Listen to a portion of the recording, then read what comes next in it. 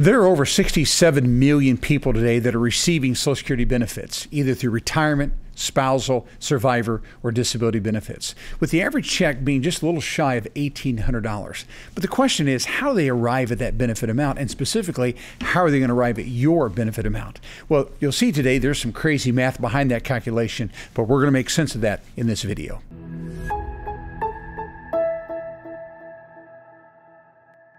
I want to begin by clarifying some important terminology, because as you understand this terminology, I think it'll help you to really understand how they go through this particular formula. So there's 4 different words here I want to teach you first, and then we'll get into the calculation. So first off, we have this acronym called AIME, A-I-M-E, which is your average indexed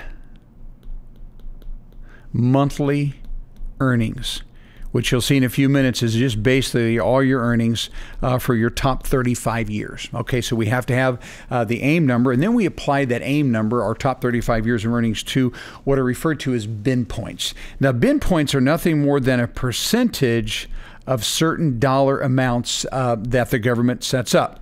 All right, so what we have right now in 2024 is we have bin points of $1,174. And everyone gets 90% of that first $1,174. And our second bin point is $7,078, and we actually get 32% of that. And then if they're ever above that $7,078, then we're going to get 15% of that particular amount. All right, so then that takes us to our third term, which is called PIA, which simply stands for Primary Insurance Amount. And this is actually the amount that we get at our full retirement age. And again, we'll talk about how we arrive at that primary insurance amount. And then what we have is FRA, or some refer this as to NRA. And this simply means your full retirement age or your normal retirement age. Now, I want to just pause for a second to make sure that everyone knows how to arrive at that number, because that's going to be key and will help us to know when we want to take our benefits. So first off, anyone that is born between the years of 1943 and 1954 will have a full retirement age of an even 66 years.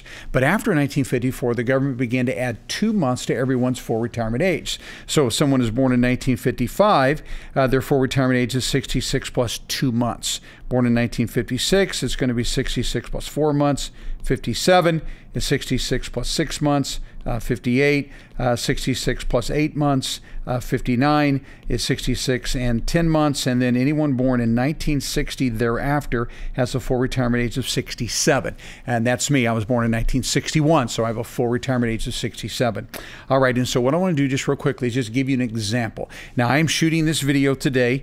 Today is actually 1/30/2024. All right, so let's say someone is turning 65 today. They're turning 65 today. That means they were born 1/30/1959, right? They turned 65 today. And so what would be their full retirement age? So again, they're born in 1959, so that means their full retirement age is 66 and 10 months. And so the way we calculate that would be, we know that they are going to, during the month of January of 2025, they are going to be 66. But we have to add 10 months to that. So how would we count that? We would count it this way: February, March, April, May, June, July, August, September, October, November. So they would actually hit their full retirement age in November of 2025. Okay, and that matters, because if they reach their full retirement age, then their primary insurance amount will be their exact benefit. So that's why those two things are going to matter. So again, we have to make sure we arrive at our full retirement age, because that full retirement age is going to have some consequences, especially if we decide to work and start taking Social Security. All right, so those are the terms that are important. Now let's get into the exact calculation. All right, now we looked on our previous screen at someone who was going to reach their full retirement age, and we said that was going to be November of 2025. They reach full retirement age. So let's look at how we're going to calculate their exact benefit. All right, so again, we're going to go back to our average monthly index earnings, because that's where we're going to begin. So this is the way it works. They're going to take our top 35 years of earnings.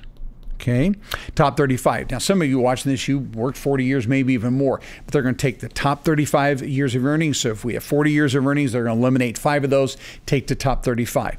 Now, sometimes people, maybe they only work 25 years, then what's going to happen is you're going to have 10 zeros in there, which of course is going to reduce your amount. But again, top 35 years. And then they take those top 35 years and they're going to apply an index. Okay, and that index is actually called the average wage index. Average wage index. And the reason they're doing this is because, let's say 25 years ago, I made, $40,000, and what they want to do is they want to bring that current, so that that those previous years they're going to be able to inflate that. So when they calculate my benefit amount, I'm not, really being penalized because those dollars were worth less back then, and so they're going to bring those numbers forward. So again, they're going to apply that to the average wage index. And so we have our top 35 years, and then what they do with this. In fact, let me just give you kind of an example. Let's just say that they took our top 35 years and they indexed those forward. And let's just say that the math was on this would be $2,100,000. Now, by the way, I've calculated this in advance of shooting the video, so that looks like a lot of money. But what's going to happen, it's really not, because what they're going to do, that's all the money we made in those 35 years, and then they're going to divide that by 420 months. Okay, and so if someone is at $1 million for that 35 years, again, it's going to be divided by 420 months. Why? Because again, we're looking at those top 35 years. And so what we have here would be 420 into 2.1 million would give us then our AIME. Our AIME, remember the average index monthly earnings, top 35 years, index is applied, and this would actually be $5,000. Okay, 5,000. And so they're going to take that 5,000, and now look what's going to happen. They're going to apply that to the bin points. And remember, I told you the bin points change every year. And so what we have this year in 2024, we have the first $1,174. We're actually going to get 90% of that amount. And then up to the next $7,078, we're going to get 32% above that, 32% of that amount. And then if we're ever above that, then we're going to get 15%. So we have this average index monthly earnings of 5,000. We're going to apply that to the bin point. So let's do that real quickly. So we have 1174. And we're going to get 90% of that amount, which gives us our first amount for our check as we calculate that. That's $1,056.60.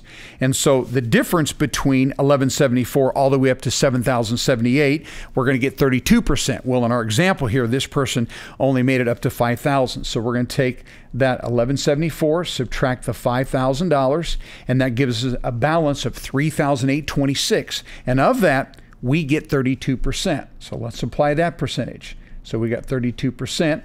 So our next bin point is going to yield to us $1,024.32. All right. And so we weren't above the 7078, so we're not going to get anything beyond this. So we're going to take first bin point, the 1,056.60 plus the second bin point number, and that's going to give us a benefit amount of $2,280.92. All right, and this would be our primary insurance amount.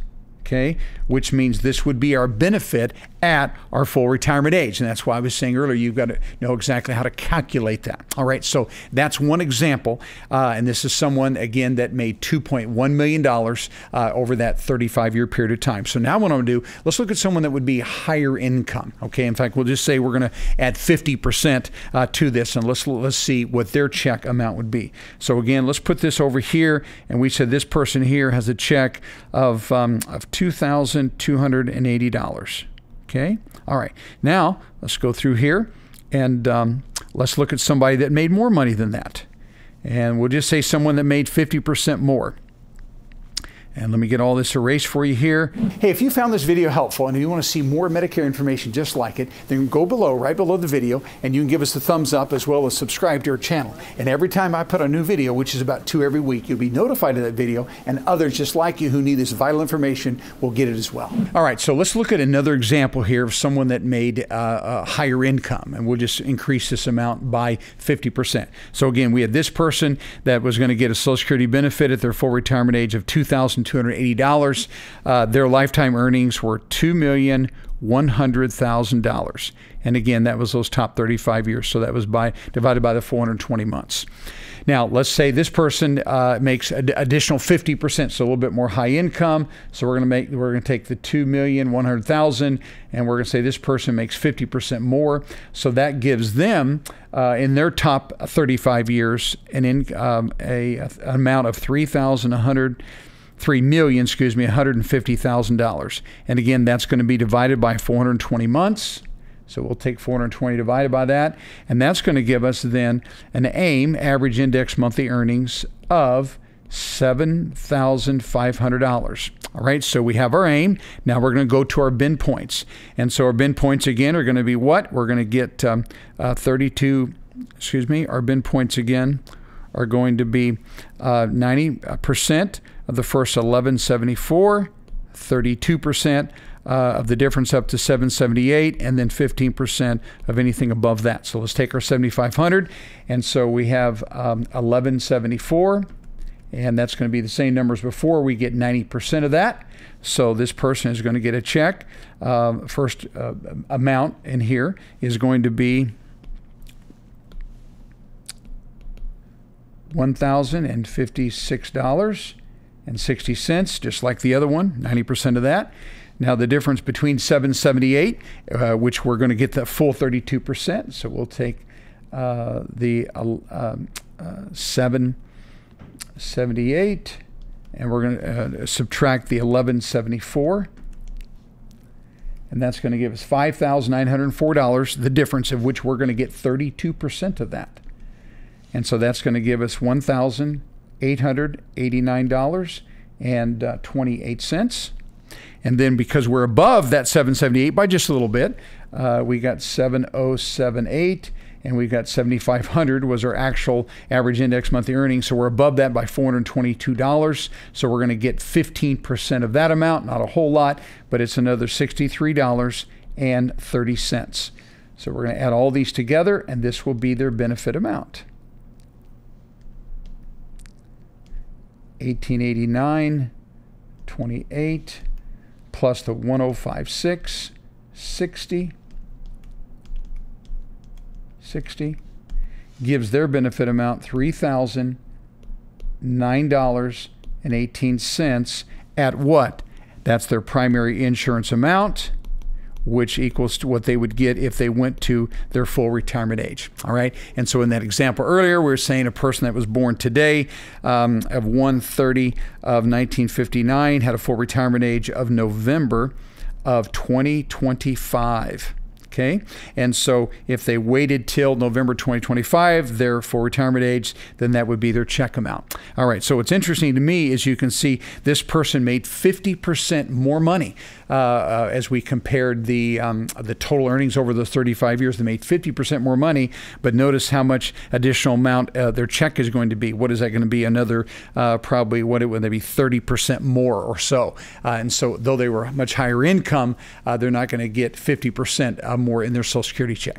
All right, and so that's the exact calculation that's going to be used to determine the amount. Now let's talk about the implications of taking our Social Security at full retirement age, either at that time or take it early or we take it later. Let me show you that. All right, that brings us then to the exact amount, meaning how much are we going to get if we decide to take early or later. So again, let's go back. We said that as we looked at those two numbers, we had a person that had an average index monthly earnings that was $5,000, and we said that that was going to yield them a check of $2,280.92 at their full retirement age. The other person made 50% more, and we said that amount was going to yield them a check of $3,000 and $9.18. All right. And so they made 50% more money. And so as we determine when we're going to take our benefits, again, that's why we had to have the full retirement age. And so let's show you how this is going to work. So we said this person had a full retirement age of November of 2025. And this would be, they would be 66 and 10 months. And so if they go to their full retirement age, then they're going to get that exact amount that we just calculated. But what happens if we take early, we're going to have a decreased benefit. And so it's basically, it's 0.5% per month. And so another way to look at that is I'm going to lose about 6% a year. And so if I take 1 year early, I lose 6%. If I take 2 years early, I'm going to lose 12. 3 years early, I'm going to lose 18%, 24% if I take 4 years early, and then if I take a full 5 years early, I'm going to lose that a full 30% of my benefit amount. All right. And so what happens is, yes, I'm going to have money. I'm going to have money deposited in my account. But again, I'm going to take a reduction, and that's going to be a lifetime reduction. As I said earlier, my full retirement age is 67. So I took it. If I took it at 62, I didn't. But if I would have lost a full 30%. So we have to keep in mind, yes, we'll have the money, but we're going to take less, and it is a reduction forever. Now, there are some people that will actually go beyond their full retirement age. They're actually going to increase that benefit. And so the way that works, that's right about 0.67% a month. And the way to look at that is an increase of about 8% a year. Now, my full retirement age is 67, so I can grow that for 3 years. So after 1 year, I grew 8%, 2 years, 16%, and 3 years, we grow 24%. Now, the old system, when people had full retirement age of 66, they could grow that a full 32%. Most people can't do that today. But the point is, if I take early, I'm going to take a reduced benefit, and if I take later, then I'm going to increase that amount. And the whole key to knowing when to take, really, we have to look at several variables. We'll have people say, well, no one in my family lives to be above 80. Well, probably not going to delay. Probably want to go to full retirement age, because if we do take later, we have to live longer. Again, we like the increased amount. So if we have the possibility, or we think we have the possibility of longevity of life, or we're going to be living into our mid-80s or above, then if you can afford to wait, then sometimes it's good to go ahead and wait until age 70 and grow that account. Hey, if you're finding this video to be helpful and you would like to learn more about Medicare, you'll notice up here in the right-hand corner, there's an I. And if you'll click on that I, it's going to take you to a 20-minute workshop. I see people make mistakes all the time, and we don't want that to happen to you. And that's why we're giving you free access to this workshop. So go ahead, click the link, and learn more about Medicare. Now, the second thing, and the final thing I'm going to share with you is this. If a person decides to take their Social Security benefits before they reach that full retirement age, and they're going to continue to work, then there could be some consequences to your Social Security check. Because anytime I take Social Security before I reach my full retirement age and I'm still working, then what I'm going to be subject to is a thing called an earnings test. An earnings test. And what that means is they're going to test my earnings. The earnings are only working wages of your own, not your spouse's, just your working wages. Earnings test does not apply to rental income, investment income, distributions from 401ks, 403b plans, pensions, annuities, anything like that doesn't count, just working wages. And so what happens, keep in mind, if I reach my full retirement age, I don't have an earnings test, but prior to that I do. So let's go back to my example. And we said this was a person that was born today. Their birthday was 1/30 of 1959. Okay, and they have a full retirement age in November of 2025. So let me show you how the earnings test applies to them. Now, again, I'm going to give you 2024 numbers. These numbers increase a little bit every year. But right now, what we have is we have a low earnings test number, and that lower amount is for $22,320. That's the limit I can make with no consequence to my Social Security check. But for every $2 I make above that, they actually take $1 out of my Social Security benefit. And so it's $22,320. So this person that was born 1/30/1959, how that would apply would be they would be eligible to start their benefits in January of 2021.